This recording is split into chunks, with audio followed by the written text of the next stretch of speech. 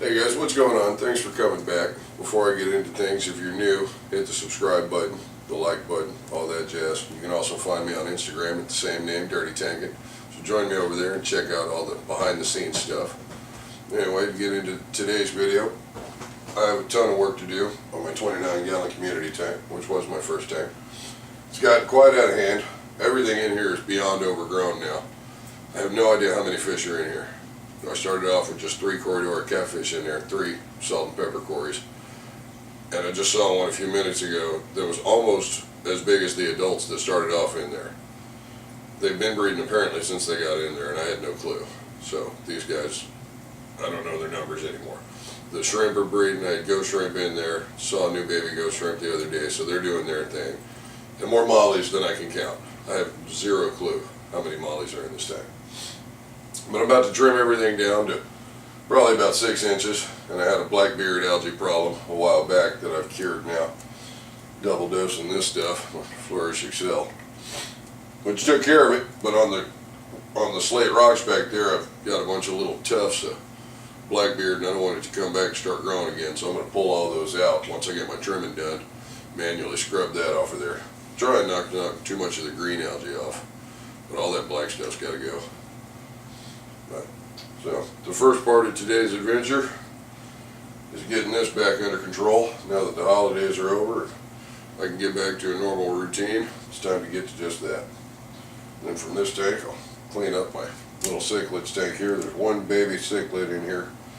He's a little bit bigger than a pea now. He started off as a little tiny speck. He's in there with 2 mollies. Thankfully, they're doing fine. There was about 11 of them, but I think he's the reason he's the only one left. He seems to be a personable little guy. I don't think he liked the other siblings in his tank. So, that being said, I got a lot of work to do. I'm going to get to it. Alright, now the only thing I've taken out of this tank at this point is Anacris. And I have a giant bucket that is just chock full of this plant. Any doubt as to how this stuff grows, how fast it grows, how much it can take your tank over. All that space that's just been created is only for removing that one plant.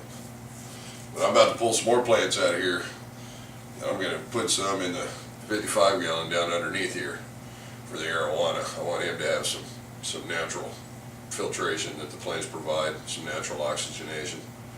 So I just wanted to point that out real fast. That is how crazy Anacris gets.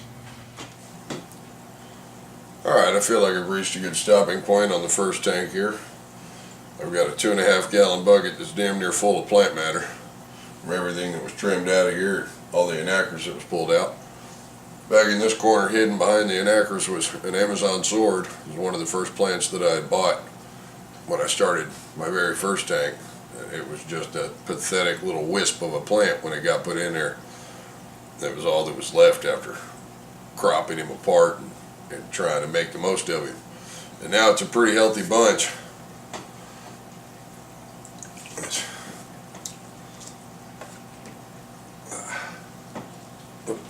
Way too many plants. From a thin, pathetic little wispy to a pretty solid little cluster of sword there. I'm not complaining. That's getting ready to get replanted into my 55 gallon tank shortly. But this will be the end of the 29 gallon maintenance. And after 2 or 3 hours here, my little monster bottle in the back that's stuffed with foam, hooked up to a very tiny little Rio pump, will do its work, get all this cleaned out, and we'll be back to looking magnificent. One of my Fluval 3.0 nano lights went out on me the other day. They are water resistant, but I guess only up to a point. The bubble wall there sends the bubbles up and they pop, send their little splash, and over time I guess that was enough water, since I had them close enough to the surface for it to accumulate. Eventually fry some piece of circuitry, that thing's done. So, in the meantime, I moved my one remaining light up onto this glass lid that I've made here. So with it on top of the glass lid, it actually disperses good enough to where this whole tank can be taken care of by this one light for now. I mean, it's not optimal. I'd rather have two on there, but for now, it is what it is. I will see y'all on the next one. In the next video, I'll be playing around with the 55-gallon tank. See y'all later. And now that it's been a few hours, everything's settled in this tank. And it's finally looking a little more proper.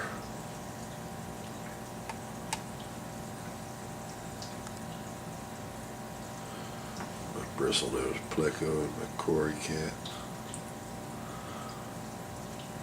Chinese algae eater. My balloon mollies and Dalmatian mollies. My crazy lazy beta.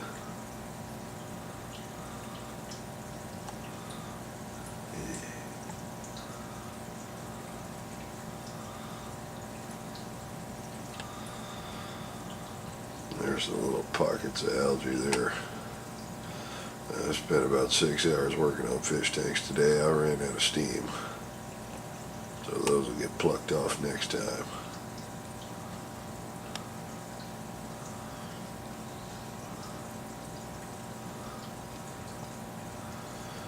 I like his colors quite a bit. He's got the Dalmatian spots with the gold base.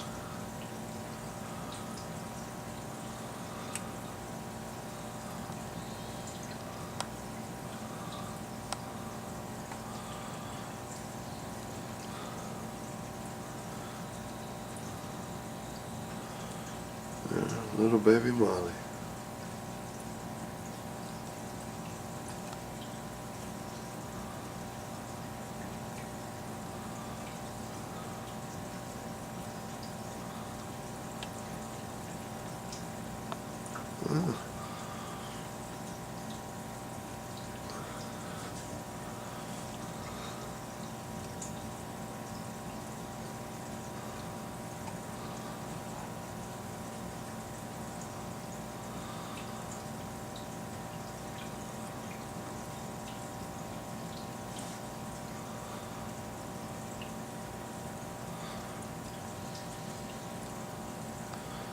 Malaysian trumpet snail, they just got here today.